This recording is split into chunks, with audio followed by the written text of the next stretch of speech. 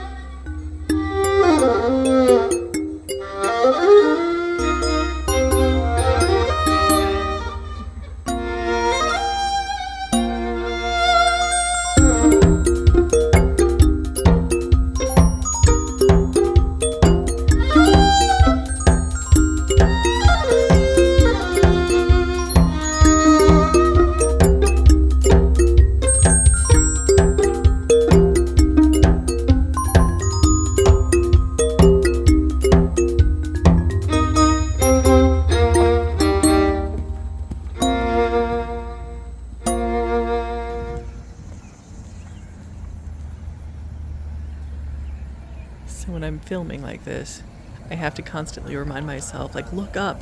Don't just look at your camera. And so that's why sometimes you'll see the camera wobble a little bit. It's because I'm not actually looking at my camera. I'm trying to enjoy the experience in real life.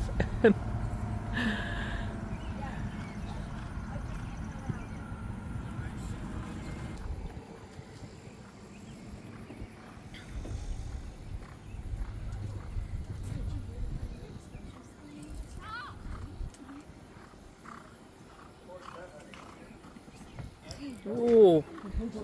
Oh. Oh, yeah. Okay, so we saw some of the newer, more amateur horses. Everything here I think is amateur, and then we saw the outdoor one that we just saw, which seemed to be a bit more experienced. At least the jumps were higher. And now we're going into the biggest arena yet. And I think this is gonna like the main event. So this is gonna be fun. 1664, U.S. only gone country.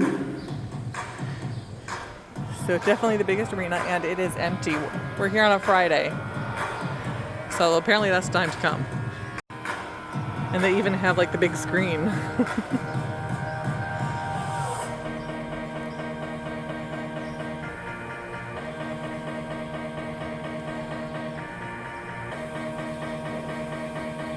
Aw.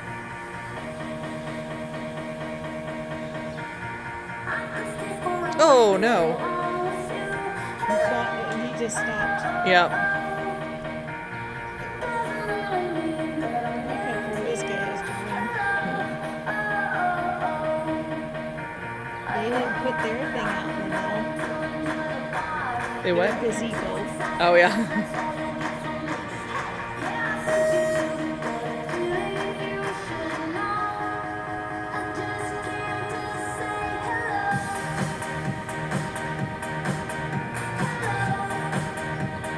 There you go. Oh, again. Oh no! Oh dear. Heads up the gate. I think she's okay. He's okay. He doesn't want to do it today. Yeah.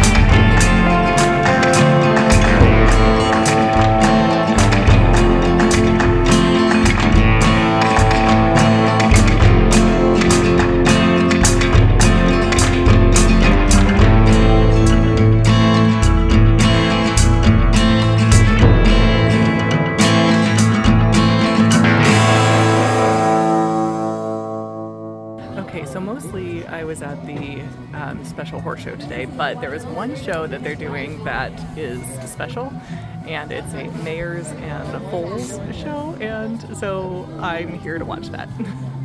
Right now, very first one here, very first one off of their farm, as a matter of fact. The beautiful darker colored mare up there, she's black, actually, a little bit sun-bleached. Her name is Raven. Raven is 23 years old, and she's with her 10-week-old bay colt, and colt means a boy horse. His name is Bullseye, so that's Raven and Bullseye. Next we have Lil. Lil's a 22-year-old Palomino mare, so she's the lighter colored one out there. But we call it blonde, I guess. The blonde mare with 7-week-old chestnut filly, that's a girl horse. Her name is Zippy. Zippy. And last but not least, Jessie. Jessie's a 20-year-old sorrel mare with 3-week-old Palomino colt Romeo. So a 3-week-old, a 7-week-old, and a 10-week-old foal. Foals can stand, walk, and trot shortly after birth. Ideally, a foal should be up and nursing within about 2 hours of birth. And this is the part where we let go of their lead rope, kind of let them figure things out. You'll notice that they eventually start to feel a bit more brave and move further away from mom. And these 3 sets are actually know each other. They're turned out in the same field, so they might actually get together and play a little bit too. At this point, their first time off the farm, new surroundings, new sights, sounds, and smells. It's a little bit shy. They would probably cling closer to mom. Now, foals are most often born at night, and birth often happens very quickly. It's not unusual for an owner to nap by the stall, then run and grab a quick cup of coffee or take a bathroom break, only to come back to find a foal waiting for them when they return. Now, in the wild, this nocturnal and rapid birth helps to protect the mare and foal from predators when they're at their most vulnerable. There we go. Now, to learn very important lessons while out and about, you'll notice that they're dragging their lead ropes. Occasionally, they may step on it and kind of catch themselves. Now, it's really important for them to figure out on their own how to escape from that. That'll help them later in life if they ever get caught, if their legs caught in something or get caught up in anything. They can figure out if I'm patient, this leg, figure it out, I'll be free.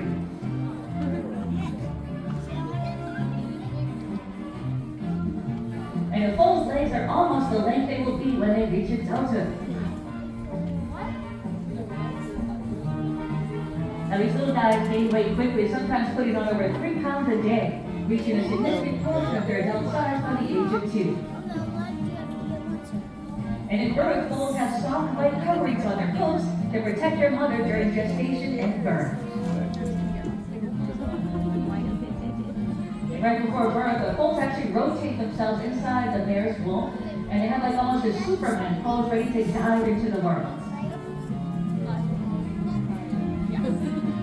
Okay, everybody's turn.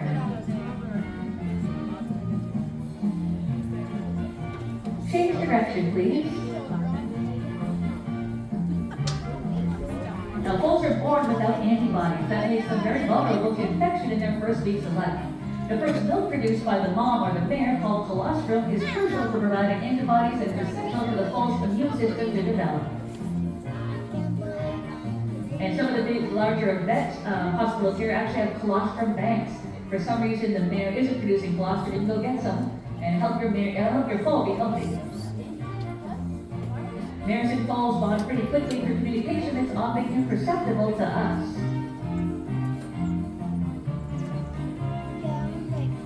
Of course, just like a child and mom, a foal needs its dam, a dam just needs the mom, to learn acceptable equine behavior and how to interact with other horses. Definitely the bravest. Every single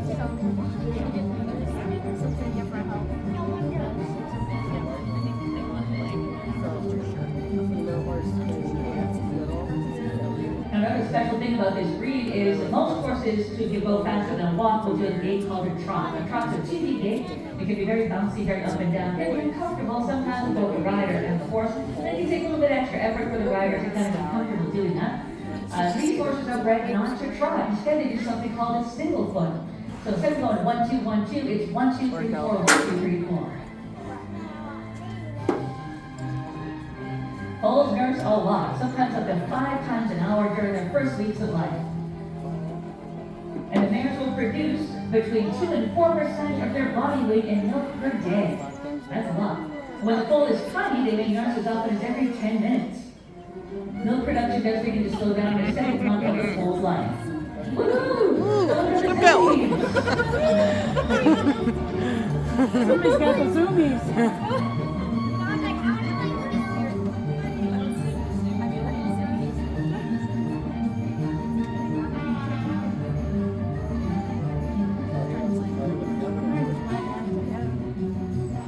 If you want to play with me, let's play.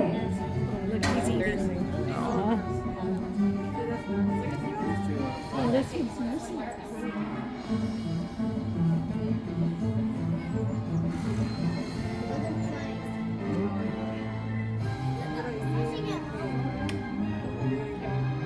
You guys are watching in real time what it's like to desensitize a horse, especially a young horse, a foal, to new experiences. At first, they're close by their mom's side, afraid to really step away. Now they're starting to venture out further and further. You get to know a little bit about each foal's personality by just watching them as they go through this process too. Now someone thinks that that's their mother, obviously it's not. Meanwhile, mom's like, whew, I got a break. Raven's over there enjoying solitude for a moment.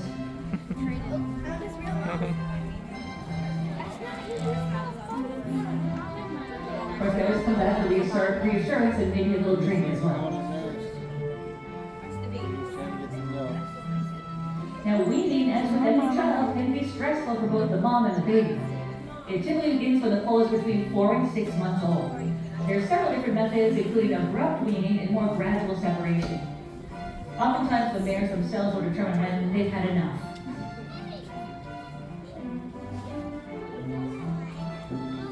But that doesn't mean that nursing is the only nutrition that these foals get. Almost from the day they're born, they start sort of experimenting and sampling the food around them. They'll nibble on grass or nibble on mom's oats, and gradually get the idea of what's good to eat and what isn't. not so much on the face. Hi. Hi, little guy. Hi, Romeo.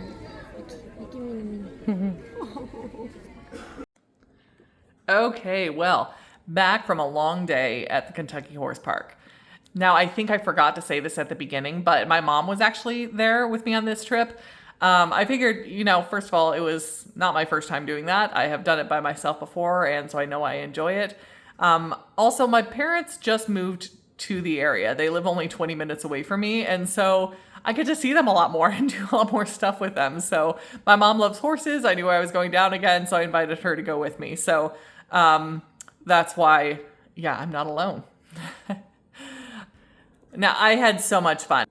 I've never had the opportunity to see like a live equestrian show before, and the jumping and things like that. Plus, we got to incorporate some of the old standby shows that are just always offered at the Kentucky Horse Park. I didn't film most of those because you can see those in my other vlog on the Kentucky Horse Park, so check that out if you're interested. The only show other than like the competition shows that I filmed was the Mare and, was it called Mare and Foal or Mare, something like that. It was like the moms and the babies, and that was a limited time that they were offering that. And so, of course, we had to go see the baby horses. And because it was not something that I had gotten a chance to film last time, I did include that. But that was part of the normal horse park, not the extra competition that I went to see this weekend. But I was so happy to get to see something that I've never seen before in that competition. I think everybody, like, it was an amateur competition all day today. I don't think there was anyone who was, I don't know, can you be a professional horse jumper? I have no idea, but like they were all like considered amateurs, but there was different levels. And so it's fun to see all the different levels and the different arenas and the different, the different courses and things like that. And it was kind of, I mean, you never want someone to fail. I want them all to succeed. But, we saw some of the horses in the lowest level kind of shy away from the jumps. And we saw horses at the top level also shy away from the jumps. While I don't want anyone or any horse to fail, it's, at least add some intrigue. It's like, that's why people watch sports, right?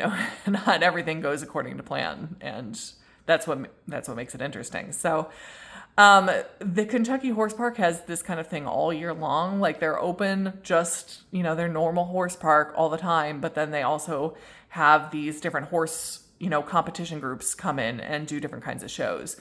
My only disappointment is that it was just jumping. I guess if I would have been able to like manufacture the perfect event that I could have seen, it would have been more than just jumping. And I'm not even sure now that I say that, like, what that would mean, but I know that there is more, there's more equestrian, competition than just jumping. And so it would have been cool if I could have been to an event that I could have seen a variety of different competitions, but hey, I'll take what I can get. And that was just a lot of fun.